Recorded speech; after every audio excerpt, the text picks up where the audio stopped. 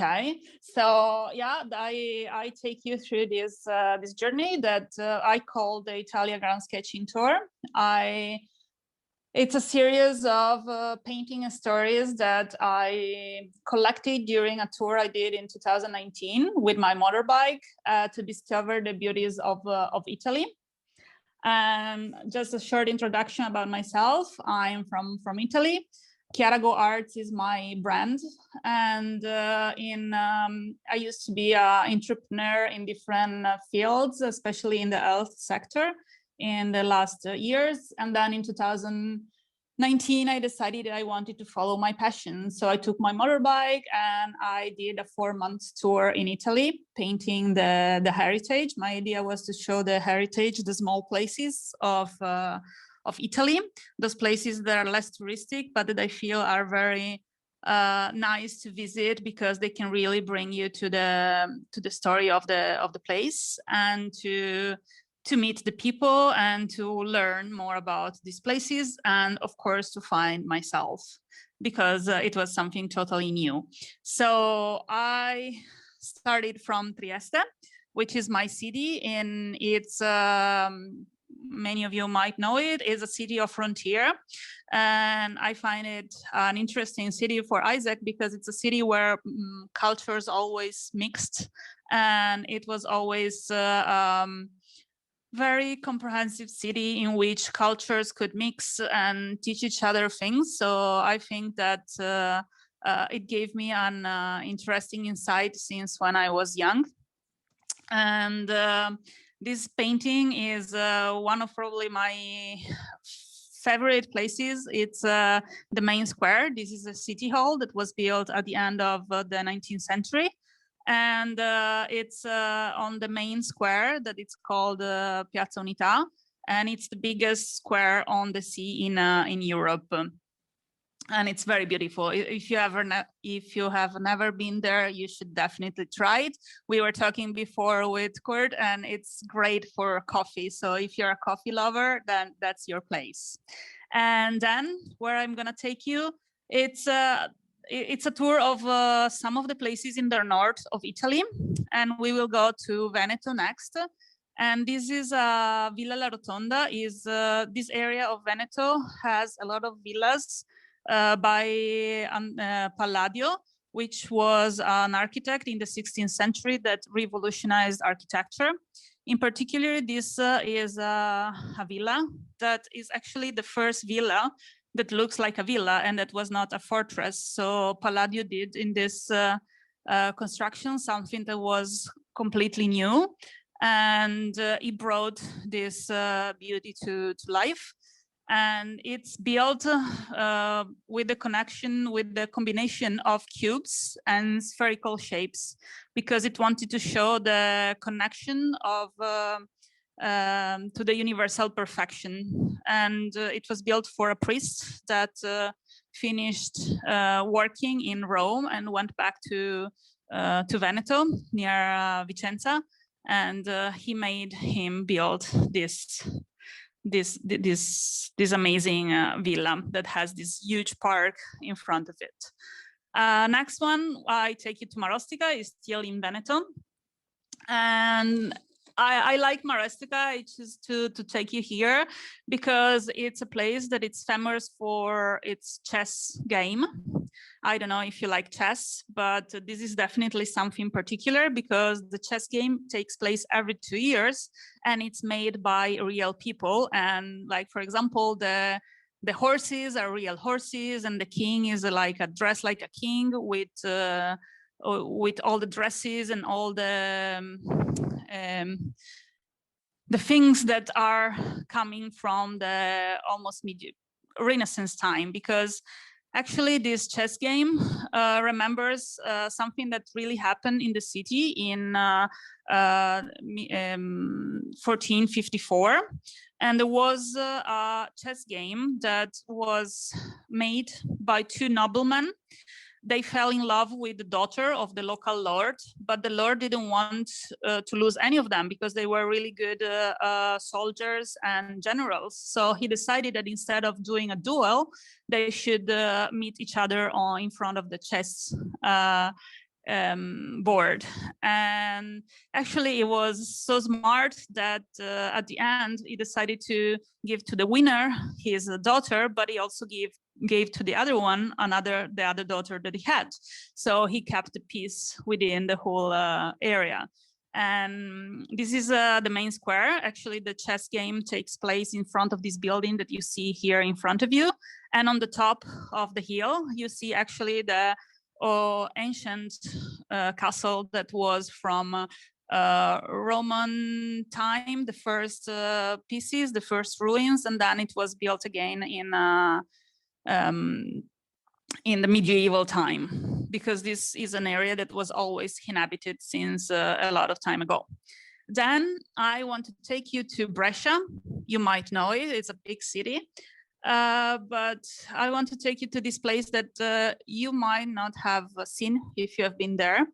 And it's connected to experience I had and that I want to share, because actually I discovered this city when this church when I got lost.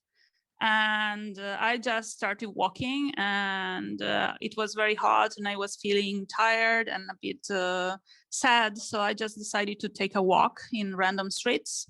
And then I found this place that was this church is enclosed by walls and by other buildings, which are very modern.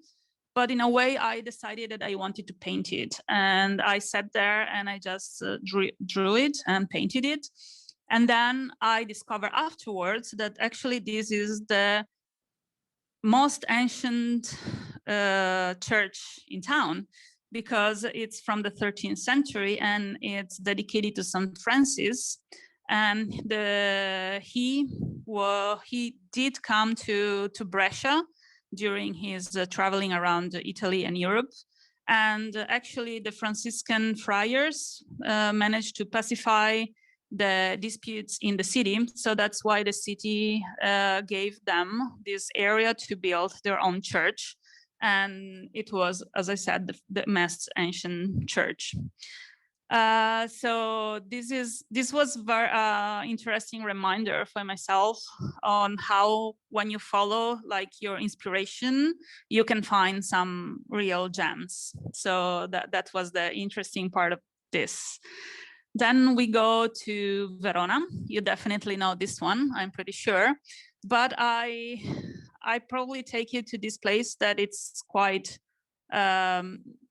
unknown to most people, because it's in an area that is not the touristic part of Verona. But actually, this is a very important basilica. It's probably the most important one in the city. And it's dedicated to San Zeno, which is the patron of town. And it's the first church was built here in the year 370. So it's pretty old place, and it was built here because there was the tomb of this Zeno, which was the bishop of Verona, and he was actually coming from Mauritania. So he was the first Black bishop of Verona, and I'm pretty sure of the whole area actually. So, and this is a place that if you want to see how the real city life of Verona is, you can go here, and there is this big square in front of it, and you have the kids play and the old people just going there, having a chat, having a coffee, and you really feel the atmosphere of the city. And then as an Isaacer, I want to take you to this place. It's in Rovereto. This is Trentino Alto Adige. As you can see, there are under the bell, there are a lot of flags. I really love this place because this is called the Bell of Peace. Actually, this bell was built after the First World War by using the metal of the cannons of all the countries that took place that took part into the First World War. And it was a sign of peace, and it was a way to remember all the people that died and to foster peace in the future. And from this vision that this priest had in I think it was 1926, a big park and a big foundation connected to peace was born, and it's still working a lot in these days to bring together cultures and to foster peace in the world. I suppose that's something that sounds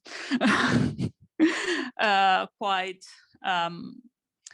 interesting to an Isaacer, since we have this peace value core value in us, and we see how bringing together countries can really make the difference. Then I will take you to my area again, to Gemona del Friuli. This is a very small town, and it's in the mountain, as you can see on the back of the Duomo. And this is again a very ancient Duomo. Is from the end of the 13th century that it was built. But what I want you to notice is the big figure on the right side of the Duomo, and it's a 7 meters high figure of San Cristoforo. And I found it interesting because it's the patron of travelers and pilgrims. So I just wanted to share with you, since we, as Isaacers, we are also connected through this passion for traveling and getting to know new places. So I thought it was a good sharing, and I feel that San Cristoforo probably is a bit bored lately because nobody is traveling anymore. So I suppose he's waiting for us to get back on our usual routine of getting around and discover many places. And regarding this, I want to take you to a last place in Valvasone. You probably don't see it, but on the back of the wall, there is this sundial on the wall.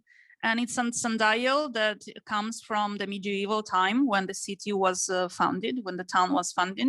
And it says nihil tempore preciosius, which means nothing is precious like time. And when I was there, I read about it, and it was very interesting because I always feel that I have to run around. And in a way, I feel that I never do enough, but actually really living in the moment, I feel, and really getting connected to what is around us is the real way to discover places and learning and discovering ourselves and making our life more interesting experience. That's something I really like this drawing, because it really reminds me this learning point that I had there. And so this was a very short tour of Italy. So I just want to thank you. I wish I could see your faces, but of course I'm seeing the presentation. I'm on an iPad, so I don't know. I'm gonna go back to the presentation now. I just wanted to thank you for listening. And I wanted to share this link that is chiaragoarts.com/book. And that I probably is gonna be shared in the chat. I'm gonna share it. And if you go there, you can actually see and you can fill in the email, and you can get a poster of the Italia Grand Sketching Tour on your email that, if you want, you can use for your screen or to print it, and to just have a reminder of how beautiful it is to get back to traveling. So what I want to leave you with is this thing that I always remind myself, that is, never forget to get lost when you go places, because that's where you really start the exploration.